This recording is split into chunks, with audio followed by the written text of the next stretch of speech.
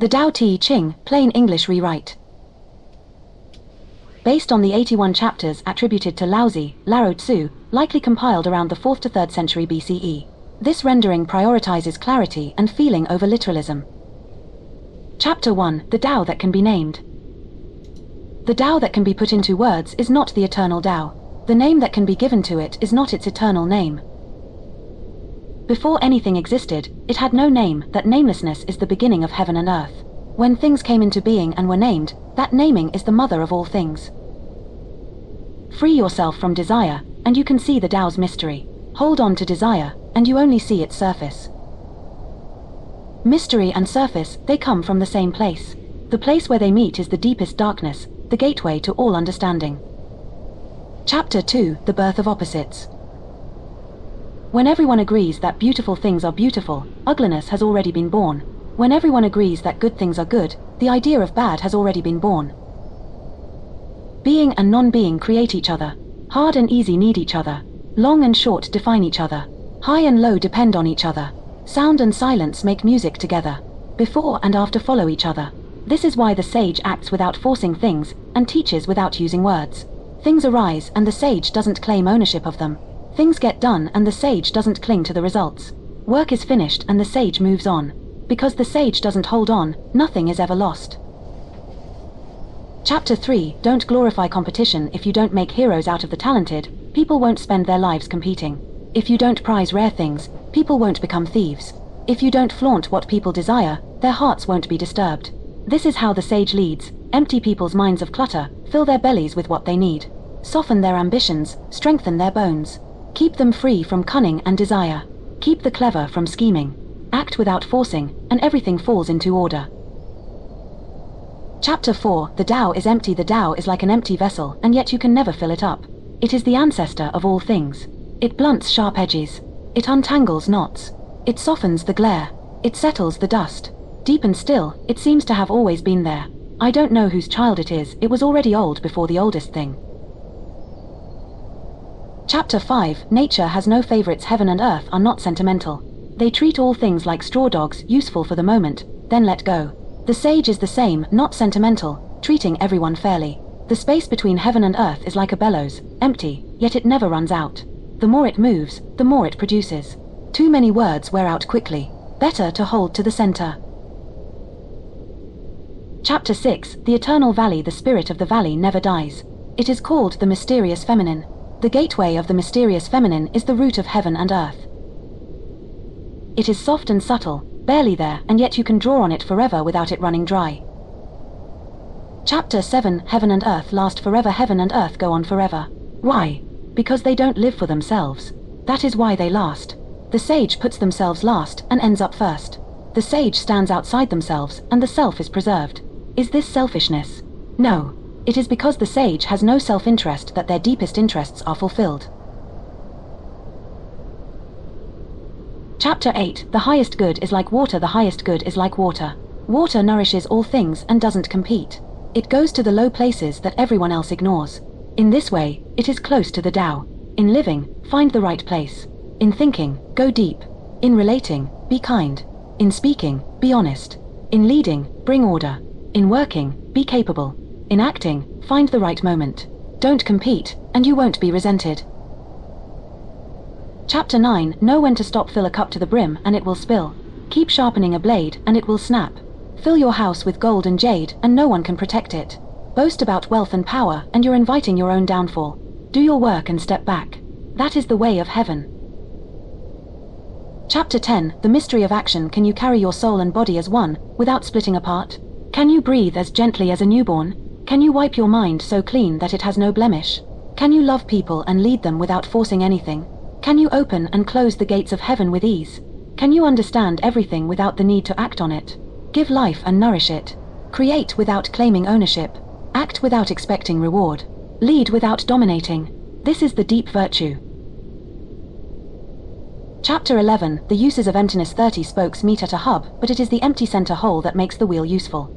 Clay is shaped into a pot, but it is the empty space inside that makes the pot useful. Walls and roof make a room, but it is the empty space within that makes the room useful. What exists is useful. What is empty makes it work.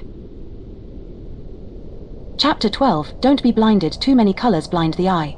Too many sounds deafen the ear. Too many flavors dull the tongue. Too much racing and hunting drives the mind wild. Chasing after rare things leads people astray. The sage takes care of the belly, not the eye. They let go of the outer and keep to the inner. Chapter 13. Trouble as a gift. Success and failure both disturb us. They are like shocks to the system. Misfortune is a gift. Take it as seriously as your own body. Why do success and failure disturb us? Success lifts us up and we worry about losing it. Failure knocks us down and we suffer. Both jolt us out of our balance. Why is misfortune like a gift? Because our troubles mostly come from having a self, from taking care of this self, promoting this self, protecting this self. The person who no longer lives only for themselves can be trusted with the world. The person who loves the world as their own body can be given the world to care for. Chapter 14. The formless look for it and you can't see it, it is beyond form. Listen for it and you can't hear it, it is beyond sound. Reach for it and you can't grasp it, it is beyond substance. These three things cannot be examined separately, they are one. From above, it is not bright. From below, it is not dark. It goes on, nameless, and returns to nothing. It is the form of the formless, the image of the imageless. It is subtle and beyond understanding. Face it, there is no front. Follow it, there is no back. Hold to the ancient Tao to master the present moment. Knowing what has always been is the thread of the Tao. Chapter 15. The ancient masters were subtle, deep, and wise beyond ordinary understanding. Because they are beyond ordinary understanding, I can only describe them. They were careful, like someone crossing a frozen river. They were watchful, like someone aware of danger on all sides. They were courteous, like a guest. They were yielding, like ice about to melt. They were simple, like uncarved wood. They were open, like a valley. They were murky, like muddy water. Who can wait for muddy water to clear? Who can remain still until it is time to move? Those who follow the Tao don't try to be full. Because they're not trying to be full, they can be worn out and still made new. Chapter 16. Return to the root. Empty yourself completely. Hold to perfect stillness. All the 10,000 things rise and move, I watch them return. They bloom and grow and then return to the root. Returning to the root is stillness. Stillness is returning to your destiny. Returning to destiny is eternal. Knowing the eternal is enlightenment. Not knowing the eternal brings chaos and suffering. Knowing the eternal, you can accept everything. Accepting everything, you can be impartial. Being impartial, you can lead. Leading in this way, you touch heaven. Heaven is the Tao. The Tao lasts forever. Even when the body dies, the Tao does not perish. Chapter 17. The best leaders, people barely know they exist. The next best, people love and praise them. The next, people fear them. The worst, people despise them. When leaders don't trust the people don't trust the leaders. The best leader speaks carefully, does what needs to be done, and when the work is finished, the people say, we did this ourselves. Chapter 18. When the Tao is forgotten, when the great Tao is abandoned, kindness and morality appear as replacements. When cleverness and intelligence arise, great hypocrisy follows. When family relationships fall apart, talk of duty and love multiplies. When a country falls into chaos, patriots and loyal ministers are celebrated. In other words, virtue is what fills the space left when things go wrong. Chapter 19. Return to simplicity. Give up cleverness and learning, and people will be 100 times better off. Give up official morality and duty, and people will rediscover natural kindness. Give up skill and profit, and theft will disappear. These three things are ornaments, not enough on their own. What people need is something simpler. Be plain, like uncarved wood. Think of others, not just yourself. Reduce desire. Chapter 20. Alone. Different. Give up learning, and you give up worry. The difference between yes and no, how small. The difference between good and evil, how large. What other people fear, I can't help fearing too. The crowd is excited, like people at a great feast, like tourists at a spring festival. I alone am still, showing no outward sign, like a baby who hasn't yet learned to smile. Drifting, as if I belong nowhere. Everyone else has more than enough. I alone seem empty. I have the mind of a fool. Confused. Other people are sharp and confident. I am dull. Other people are clever and certain. I am muddled. I drift like the sea. I drift like the wind. Everyone else has a purpose. I alone am stubborn and ordinary, but I am different from everyone else. I drink from the Great Mother. Chapter 21. The Tao's elusive presence. The quality of great virtue is this: it follows the Tao alone. The Tao is elusive and intangible. Intangible and elusive, and yet images are within it. Elusive and intangible, and yet things are within it. deep and dark, and yet a living essence is within it. That essence is completely real. Within it is something to be trusted. From the beginning until now, its name has never been lost. Through it we understand all beginnings. How do I know this? By this. Chapter 22. Yield and overcome. Yield and overcome. Bend and be straight. Empty yourself and be full. Wear out and be new. Have little and receive. Have too much and be confused. This is why the sage holds to the one and becomes an example to the world. Not showing off, the sage shines. Not justifying themselves, the sage is respected. Not boasting, the sage earns credit. Not competing, no one can compete with the sage. The old saying, yield and overcome, is this empty? No. True completeness yields, and then returns whole. Chapter 23. Natural and brief. Nature speaks rarely, and when it does, it is brief.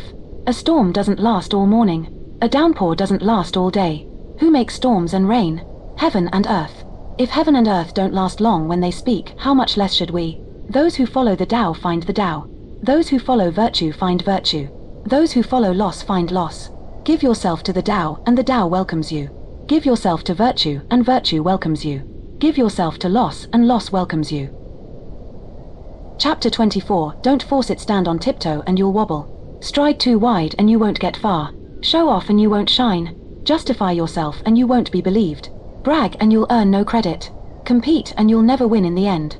In the Tao, these things are called leftovers and excess, and no one wants them. Those who follow the Tao don't act this way. Chapter 25. Something complete. There was something complete and undivided, born before heaven and earth. Silent and formless, it stood alone and unchanging, present everywhere and inexhaustible. It is the mother of all things. I don't know its name. I call it the Tao. If I have to give it a name, I'll call it great. Great means moving outward. Moving outward means going far. Going far means returning. The Tao is great. Heaven is great. Earth is great. Humanity is great. In this universe, there are 4 great things, and humanity is one of them. Humanity follows the earth. Earth follows heaven. Heaven follows the Tao. The Tao follows what is natural. Chapter 26. The heavy is the root. The heavy is the root of the light. The still is the master of the restless. This is why a wise traveler doesn't leave the supply wagon even when covering great distances. Even in the presence of beautiful and distracting things, the sage remains at ease, not swept away. How can a lord of 10,000 chariots act lightly in the world? Act lightly and you lose your roots. Move too quickly and you lose your center. Chapter 27. The good traveler. A good traveler leaves no tracks. A good speaker makes no slips. A good accountant uses no counters. A good door needs no lock but can't be opened.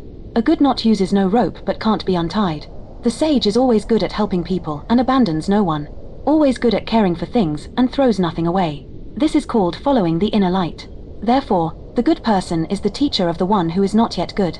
The one who is not yet good is the raw material the good person works with. Not honoring the teacher, not valuing the material, even a clever person misses this. This is an important mystery. Chapter 28. Know the masculine. Hold to the feminine. Know the masculine, but hold to the feminine. Be a valley to the world. Being a valley to the world, eternal virtue never leaves you, and you return to the state of the newborn. Know the bright, but hold to the dark. Be an example to the world. Being an example, eternal virtue never fails, and you return to the limitless. Know the honor, but hold to the humble. Be a valley to the world. Being a valley, eternal virtue fills you, and you return to the simplicity of uncarved wood. When the wood is carved, it becomes tools. The sage uses these tools but never loses the wood. A great leader doesn't cut things down to size.